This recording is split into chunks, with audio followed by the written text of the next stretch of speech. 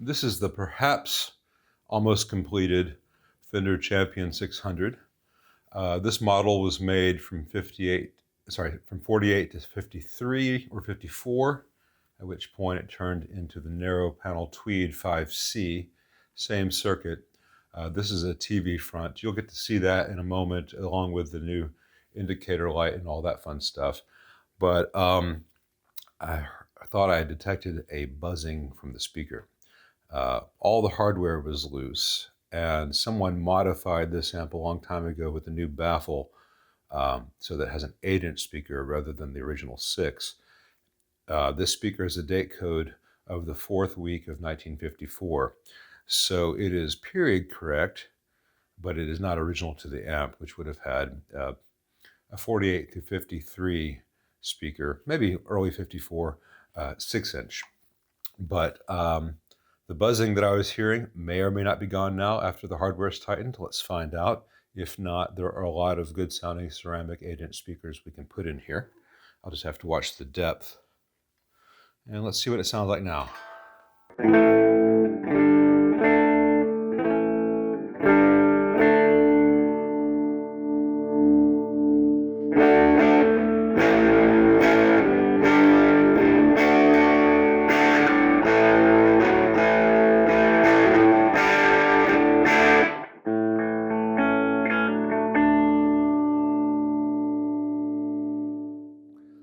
So it seems we're very lucky in that all that rattling was the loose hardware, which is no longer loose. I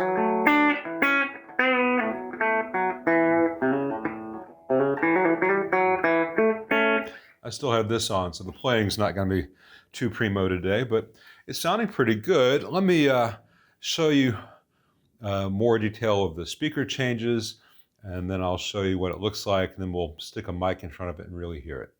Okay, I don't know whether it's a new baffle or whether someone took the old baffle out, cut it open for an 8-inch speaker.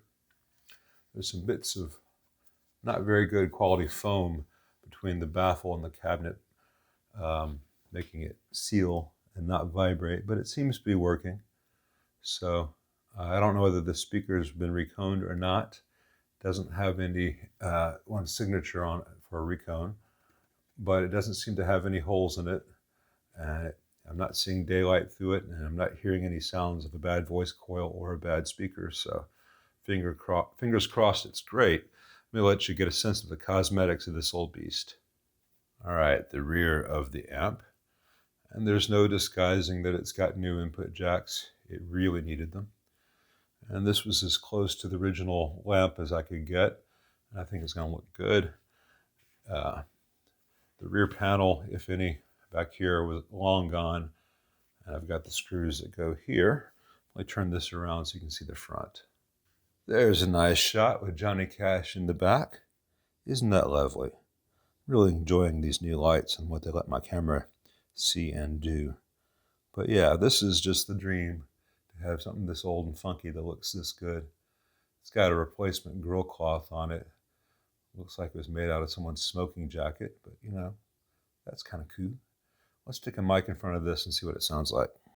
I've got the 57 really close for some proximity effect to get a little bit more low end, and it's just off the edge of the cone and dust cap, a little more towards the center of the cone, because this thing needs all the help it can get with the lower mids. And let's see how it's sounding now.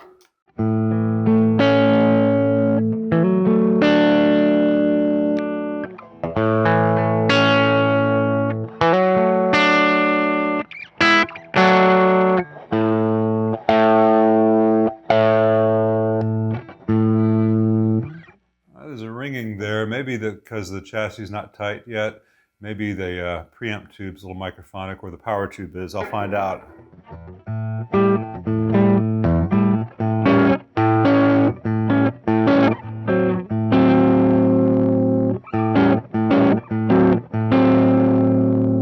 I'm hearing some gronk in the speaker too. I didn't hear it on the bench, but I'm definitely hearing it here.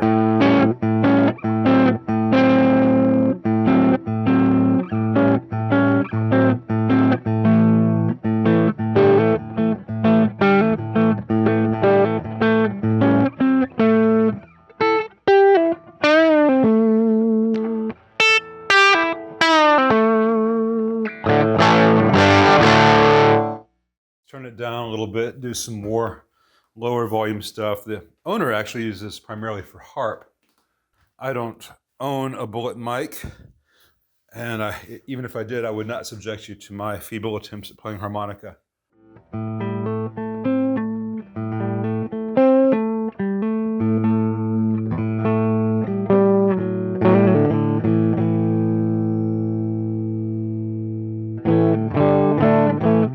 Yeah, that speaker seems problematic, as does a tube. So next I'll see if it's the 6SJ7 or the 6V6 that's ringing out. I'll first tighten the hardware up. It's not the speaker that's doing the ringing, it's the speaker that's doing the gronk stuff, even stuff that should be clean.